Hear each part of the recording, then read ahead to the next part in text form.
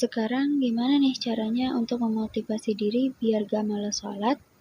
Misalnya lagi jalan-jalan di mall atau di suatu tempat, sudah masuk waktunya sholat, males cari musola, atau lagi ada rapat, kagok nih, dan lain-lain, akhirnya jadi nunda-nunda sholat.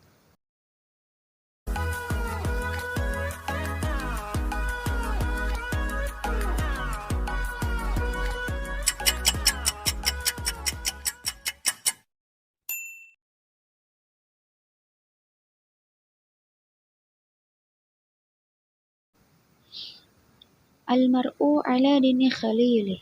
Seseorang itu, kata Nabi, tergantung atau sangat dipengaruhi oleh siapa yang jadi temannya.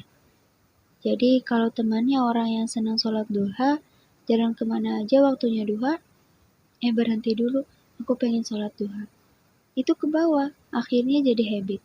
Kalau temannya senang tilawah nih, kayak aku pas di kelas punya teman yang kalau lagi ada jam waktu kosong itu, dia tilawah aja. Jadi kita aja yang ngelihatnya kayak ngerasa, lah dia aja tilawah masa kita enggak. Nah gitu kan, minimal muncul rasa malu dulu. Terus besok-besok kayak diperbaiki pelan-pelan gitu. Emang bener sih kata Nabi, kita itu mudah dipengaruhi, terutama oleh orang-orang yang kita kagumi. Orang-orang yang mungkin kita masih respect sama dia. Atau orang yang kita dekat sama dia tuh kita bisa dipengaruhi. Kayak selera makan aja bisa dipengaruhi. Contohnya saya pas masih zamanan sekolah, saya temenan sama orang yang seneng jajan, ya bawaannya pengen jajan aja terus. Ke suatu tempat jajan, ke tempat ini jajan, kemana-mana jajan. Pas lagi istirahat pertama jajan, istirahat kedua jajan lagi. Nah, lalu saya waktu itu pernah juga nih teman sama orang yang dia tuh hemat banget gitu kan orangnya, jarang jajan, jadi dia rajin banget nabung. Jadi ke sekolahan tuh nggak banyak jajan, dia bawa bekal makan gitu kan. Akhirnya aku juga jadi kebawa, jadi sering bawa makan, terus uang jajan aku tuh ditabung buat beli kebutuhan lainnya. Nah, itu, selera itu kan relatif ya, gampang dipengaruhi sesuai dengan lingkungan. Nah, dalam makan aja bisa kayak gitu, termasuk dalam amal soleh. Jadi sederhana banget ya teman-teman, cari sebanyak mungkin teman geng yang dia punya satu amal soleh yang kita nggak punya. Jangan cari orang yang soleh dalam segala hal, itu susah. Dia hafizah, dia hafiz, dia ulama, dia mujahid, dia orang yang dermawan, dia apa. Susah nyari yang kayak gitu. Karena yang kayak gitu terkumpul hanya di sosok Rasulullah. Sisanya di-split, di-share ke banyak orang. Ya mungkin ada yang ahli tahajud di antara kita, teman-teman geng kita, ada yang orangnya santun. Itu aja yang kelebihan dia. Dia mungkin bukan ahli ibadah, walaupun gak bikin dosa, tapi dia orangnya santun gitu. Dia bukan ahli ibadah, tapi dia orangnya care, orangnya gampang tersentuh. Dia bukan ahli ibadah, tapi dia pola hidupnya sehat. Dia mungkin ahli ibadahnya bukan sholat malam, tapi cuma sekadar sholat duha. Dia tuh zikirnya bukan tilawah yang banyak, yang berzuz gitu kan. Tapi dia kayak tangannya tuh gini-gini terus, zikir terus. Nah, orang-orang kayak gini, kalau banyak yang jadi geng kita sedikit demi sedikit akan terpengaruh nih oleh pola hidup mereka dan itu akan membentuk habit. Kalau udah jadi habit kan ya nggak jadi paksaan lagi dan nggak perlu diniatin sering-sering kayak aku mau sholat duha, besok aku mau sholat duha. Udah nggak perlu, udah jadi habit aja. Asal waktu jam segitu duha, weh, udah jadi lancar, santai gitu. Sama halnya kayak teman kita yang seneng baca nih. Dia seneng baca apa, dia yang lagi seneng nonton apa, kita jadi kebawa. Oh seru juga ya. Nah, jadi almar'u ala dini khalili. Itu bener banget. Nabi nggak mungkin salah, seseorang itu dipengaruhi oleh siapa yang jadi temannya.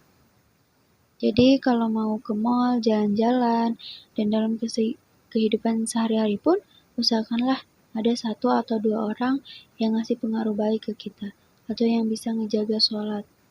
Makanya kita kalau sama teman-teman yang soleh itu, kalau perlu, kita yang jaga dia untuk tetap jadi teman kita. Jangan gampang ilfil, jangan gampang bete, Mungkin dia nggak seru kayak yang lain, tapi dia yang jaga kita tentang urusan agama kita.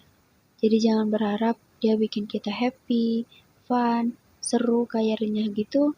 Kita udah punya banyak stok teman yang kayak gitu. Nah sekarang kita butuh seseorang teman yang bisa ngejaga kita. Yang dia berteman sama kita mungkin gak bisa bikin kita happy, tapi bisa bikin kita aman. Aku gak bilang selamat ya, minimal aman lah, gak sampai macem-macem gitu. Terus tetap sesuai dengan koridor. Dia yang jagain kita. Kadang-kadang wajah dia nggak srek aja gitu. Ketika kita mau bikin kesalahan, kita jadi ya udah deh, nggak jadi. Nah, itu kenapa? Karena gara-gara ekspresi dia nggak bikin srek gitu kan. Ya, orang kayak gitu mesti dijaga. Kalau perlu sedikit berkorban supaya tetap punya teman kayak gitu, ya berkorban.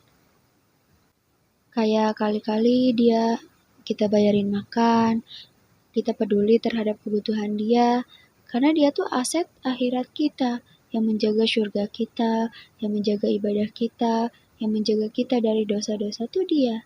Jadi kerjaan dia tuh adalah jagain kita. Dan gak ada angka yang sesuai untuk membayar itu. Tapi setidaknya kita kayak menghargailah kebaikan dia, supaya dia tetap bertahan dan sayang sama kita, meskipun dia tidak mengharapkan itu. Nah, sekarang coba teman-teman renungkan, coba dihitung-hitung. Kita kalau ketemu teman ngomongin dunianya seberapa sering, terus ngomongin Allahnya seberapa sering. Coba kita belajar cari teman yang udah sefrekuensi dulu. Arti sefrekuensi bukan sama-sama udah baik, tapi harus sama-sama udah niat pengen memperbaiki diri. Ajak dia ngobrol tentang Allah. Allah tuh baik banget loh. Kemarin ngabulin doa aku. Aku udah berdoa jauh-jauh hari sama Allah. Aku usaha dan ngelakuin amalan-amalan supaya hajat aku dikabul sama Allah. Gak apa-apa menceritakan kebaikan, asal niatnya tahadus bin nikmah. Biar beda dengan dia. Salah satu tanda seorang ahli syukur adalah tahadus bin nikmah, atau menyampaikan, menampakkan, dan menceritakan nikmat Allah Subhanahu wa Ta'ala dengan tujuan mengingatkan diri sendiri pada kekuasaan Allah, sehingga kita semakin yakin hanya Allah yang maha memiliki segalanya. Allah tuh baik banget. Allah, Allah, Allah, Allah aja terus yang diomongin. Makin sering itu, makin akan nanamin suatu value di dalam hati kita. Sehingga ketika nanti kita ada masalah, diketuk rasa iman itu, cepet baliknya. Kita bilang, udah gak apa-apa, nanti Allah ganti dengan yang lebih baik. Allah yang ganti gitu. Tenang tuh jadinya. Karena kita sedang mengetuk kembali imannya di saat kita sedang butuh-butuhnya sama iman itu. Berarti kita harus cari teman yang mau menasehati kita. Bicara bareng-bareng tentang kebesaran Allah Subhanahu wa Ta'ala.